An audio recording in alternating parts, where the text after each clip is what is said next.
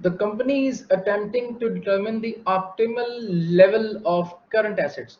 Optimal level, ठीक है, इस वर्ड को ज़हन में रखना. Optimal level of current assets for the coming year. The management expects sales to increase to approximately 2 million. यानी अभी जितनी भी सेल है वो एक्सपेक्ट कर रही कंपनी कि ये 2 मिलियन से बढ़ जाएगी as a result of an asset expansion presently being undertaken.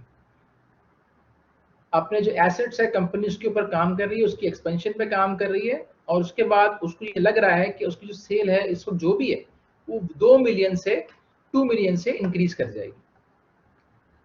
इस वक्त जो कंपनी के फिक्स एसेट्स हैं वो 1 मिलियन है और जो कंपनी जो है वो मेंटेन कर डेट रेशियो जो मेंटेन करना चाह रही है वो 60% मेंटेन करना चाह रही है. तो ये कहानी कहाँ जुड़ रही है जाके कि कंपनी जो अपना ऑप्टिमल लेवल मेंटेन करना चाह रही है वो 60-40 का रखना चाह रही है. ठीक हो गया. कंपनी के जो इंटरेस्ट कॉस्ट है वो इस वक्त 8% है और ये दोनों के लिए है, शॉर्ट टर्म और लॉन्ग टर्म, और both of which the firm uses in its permanent capital structure.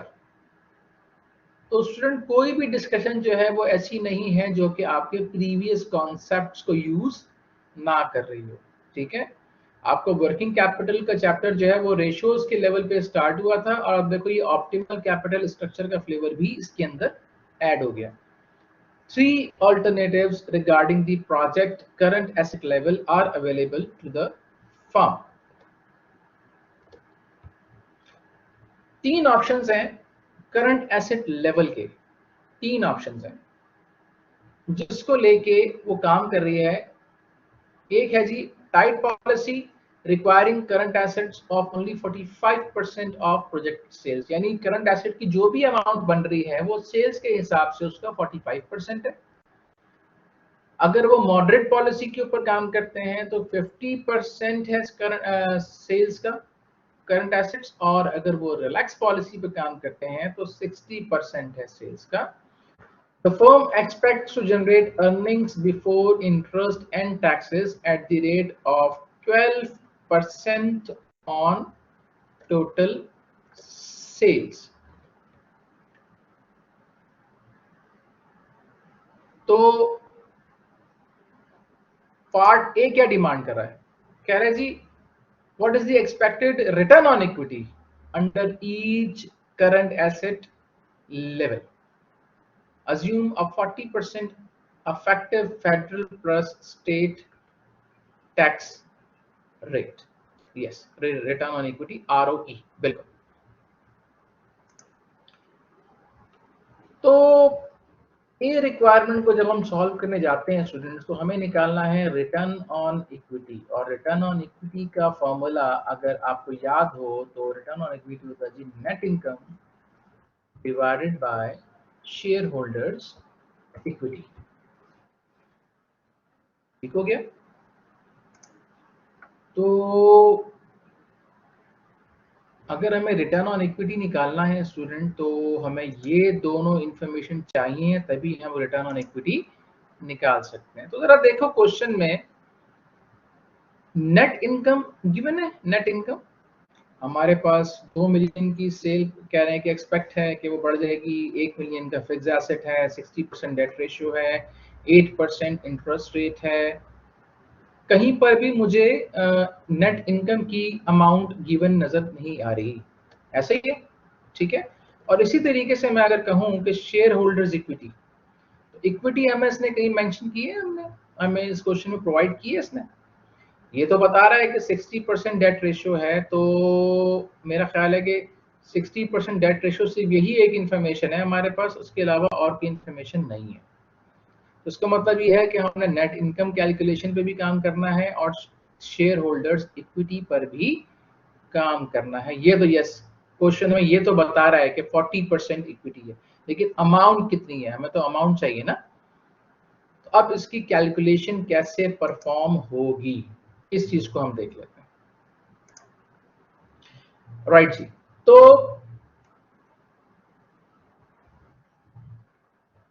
अब हम क्वेश्चन को शुरू करते हैं, और शुरू करने से के लिए हम जो स्टार्टिंग लेंगे वो होगी जी, कंपनी ने जो 3 लेवल्स हमें प्रोवाइड किए हैं। एक लेवल प्रोवाइड किया है 45% का, दूसरा लेवल प्रोवाइड किया है 50% का, और तीसरा लेवल प्रोवाइड किया है 60% का। 3 लेवल्स पे काम करना है, ठीक है। इन 3 लेवल्स पे काम करने के लिए हम क्या करेंगे, सबसे पहले हमने काम करना है इक्विटी के ऊपर। हमने इक्विटी की अमाउंट बाहर निकालनी है, और उसके बाद हम दूसरे स्टेप पे काम करेंगे, जो कि होगा नेट इनकम, ठीक है। तो इक्विटी पे काम करने के लिए हमें सबसे पहले एक बैलेंस शीट का जो स्ट्रक्चर है उसको सामने रखते हुए हमें काम करना होगा। सबसे पहले हम जिस पॉइंट को पकड़ेंगे वो होगा करंट एसेट्स। कंपनी ने क्वेश्चन के अंदर हमें ये बता दिया है कि करंट एसेट जो है वो सेल्स का 45% है, 50% है और 60% है। तो मैं ब्रैकेट पे लिख देता हूं ऑन सेल्स,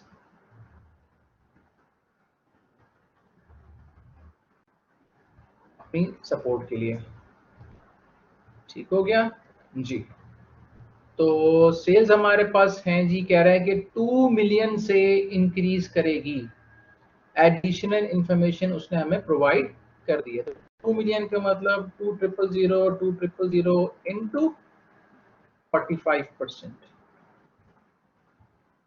तो 90,000, 50,000 और 1 लाख, 12 लाख, यानी कि 9 लाख, 10 लाख और 12 लाख।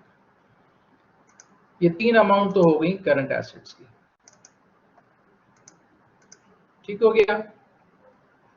अब हमारा टारगेट है, पहले हमने एक साइड कंप्लीट करनी है बैलेंस शीट की, यानी टोटल एसेट्स तक जाना है, और फिर उसकी बेसिस पे हम आगे बढ़ेंगे इक्विटी निकालने के लिए। तो करंट एसेट्स के अंदर हम ऐड करेंगे अब फिक्स्ड एसेट्स। फिक्स्ड एसेट्स हमारे पास क्वेश्चन में कितने हैं जी, 1 मिलियन। ये 1 मिलियन दोनों साइड पे आ गए, तीनों साइड पे, और इससे हम अपने टोटल एसेट्स को डाल सकते हैं। दोनों को हम सम कर दें। अब उसने यहां पे देखो आप क्वेश्चन की लेंथ, यानी कि ये जो हमने पिछले क्वेश्चन में काम किया, ये वाला, ये तमाम काम करने के बाद कंपनी यहां पहुंची है कि 45% रखना है, 50% रखना है या 60% रखना है। मतलब आप क्वेश्चन की लेंथ को चेक करो पीछे, कि कंपनी इन तमाम एरियाज पे काम करने के बाद, अपनी अजम्पशंस लगाने के बाद, जैसे कि यहाँ पे डिसाइड किया गया कि इन्वेंट्री 7.5 से 9 कर दो, तो क्या चेंज आया। और फिर उसके बाद उन्होंने देखा कि ये जो करंट एसेट्स का टोटल है ये सेल्स के कंपैरेटिवली कितना है, यानी करंट एसेट्स टू सेल्स का रेशियो अप्लाई करके उन्होंने एक परसेंटेज डिफाइन की। 3 सिनेरियोज डेवलप किए, जिसके अंदर उन्होंने रिसीवेबल्स को देखा, इन्वेंट्रीज को देखा, उनकी एडजस्टमेंट्स की कि हमें कौन सी पॉलिसी फॉलो करनी चाहिए, क्रेडिट पॉलिसी। वो काम करने के बाद उन्होंने ये परसेंटेज निकाली है कि एक 45% बन रही है जो कि टाइट पॉलिसी है, दूसरी 50% है, थोड़ी सी लचक रखी है, मॉडरेटेड पॉलिसी है, और तीसरी 60% यानी कि लिवरेज्ड पॉलिसी है, रिलैक्स पॉलिसी है। ये तमाम काम करने के बाद कंपनी यहां पहुंची है कि उसके पास ये 3% आएंगे, ठीक है ना। तो करंट एसेट हमने मेंशन कर लिए, फिक्स्ड एसेट मेंशन कर लिए, टोटल एसेट्स निकाल लिए। अब जनाब देखो क्या कह रहा है, कह रहा है जी, and the firm wishes to maintain 60% debt. तो इसका मतलब ये है कि अगर मैं डेट रेशियो की बात करूं तो डेट रेशियो का सिंपल फॉर्मूला होता है total date divided by total assets. तो मुझे अगर डेट निकालना है, यानी टोटल डेट कितना है,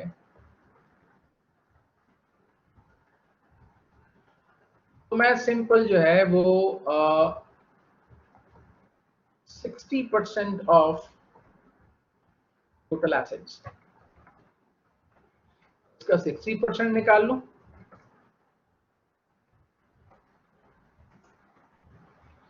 क्यों बढ़ गया बिला वजह?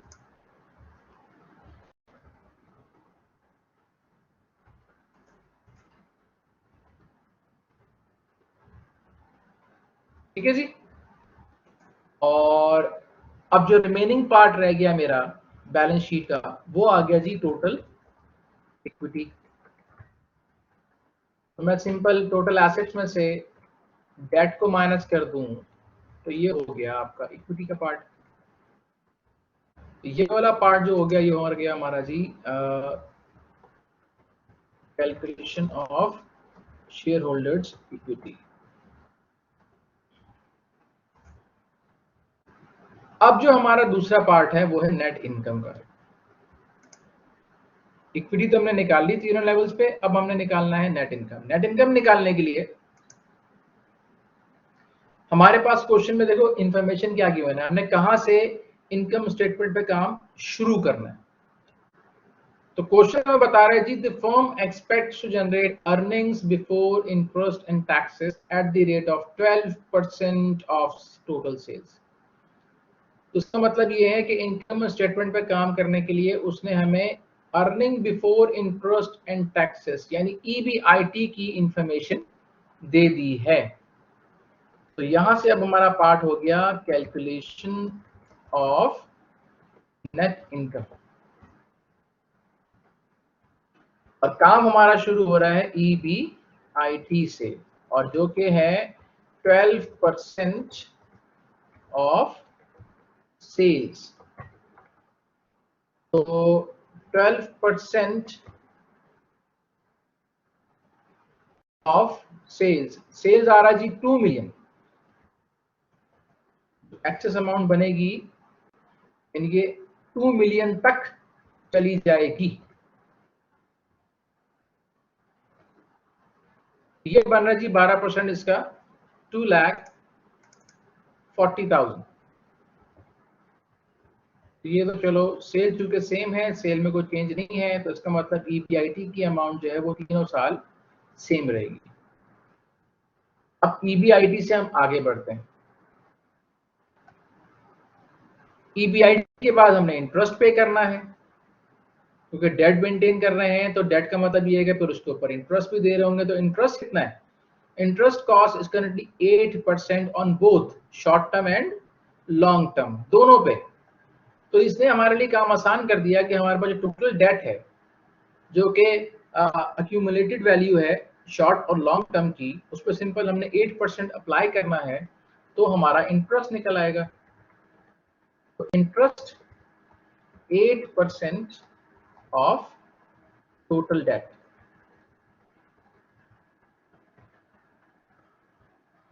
8% of total date. Total date देखो कितना है, ये अमाउंट है इंटू 8%।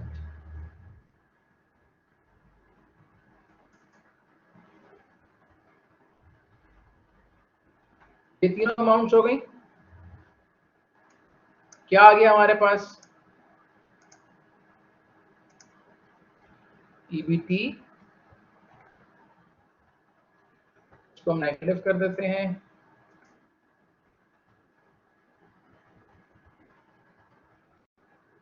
और ईबीटी आ जाएगा हमारे पास 1,48,000, 1,44,000 और 1,13,440।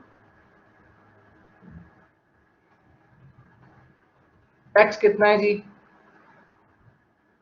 40%। टैक्स अप्लाई किया जी 40%, 6 into 0.4,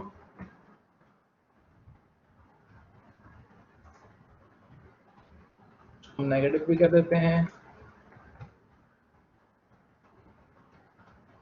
और ये हम पहुंच गए हमारे नेट इनकम पे सम।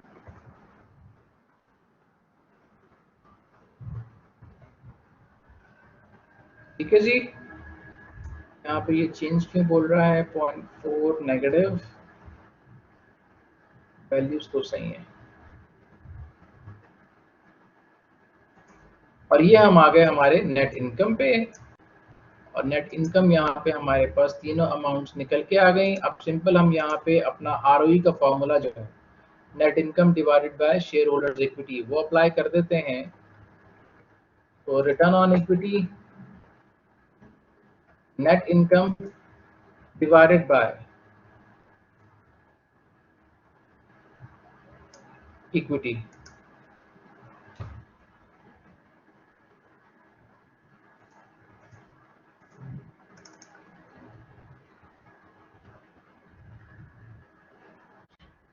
हमने और कुछ नहीं किया, सिंपल एक बैलेंस शीट को हमने बैलेंस शीट की इंफॉर्मेशन कंप्लीट की है और एक इनकम स्टेटमेंट की इंफॉर्मेशन कंप्लीट की है, उसके बाद रिटर्न ऑन इक्विटी निकाल लिया है। तो कंपनी का रिटर्न ऑन इक्विटी है 11.75%।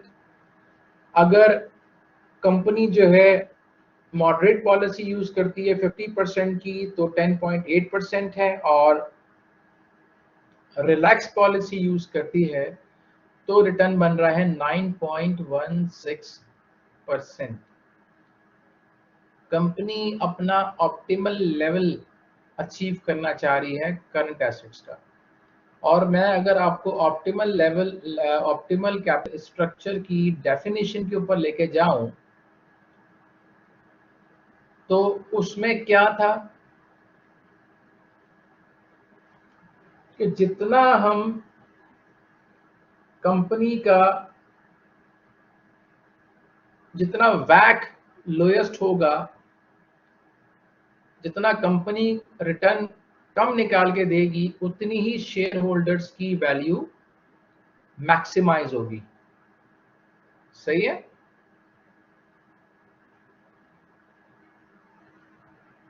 तो मुझे ये बताओ, उस चीज को सामने रखते हुए कंपनी को कौन सी पॉलिसी अडॉप्ट करनी चाहिए कि जिस शेयर होल्डर ने शेयर होल्डर जितनी भी लगाया हुआ है तो उसको 3 रिटर्न्स मिलेंगे। एक होगा 11.75%, दूसरा होगा 10.8% और तीसरा होगा 9.16%।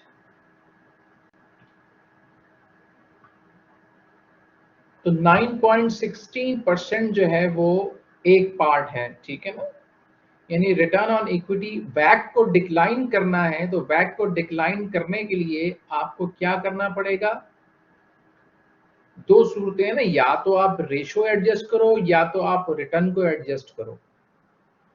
तो मैं अगर रिटर्न कम लेता हूं इक्विटी का और मेरे पास 60% डेट है, तो मान लो मैं डेट के ऊपर 10% पे कर रहा हूं और इक्विटी के ऊपर रिटर्न पे कर रहा हूं 9.16%। तो मैं समझता हूं कि 9.16% पे मेरा लोएस्ट वैक निकलेगा, और मैं अगर लोएस्ट वैक निकालता हूं तो मेरा जो वैल्यू ऑफ ऑपरेशंस है वो मैक्सिमाइज हो जाएगा, और मैक्सिमाइज होगा तो उसका मतलब अल्टीमेटली मैं शेयर होल्डर्स की वेल्थ को मैक्सिमाइज कर रहा हूं।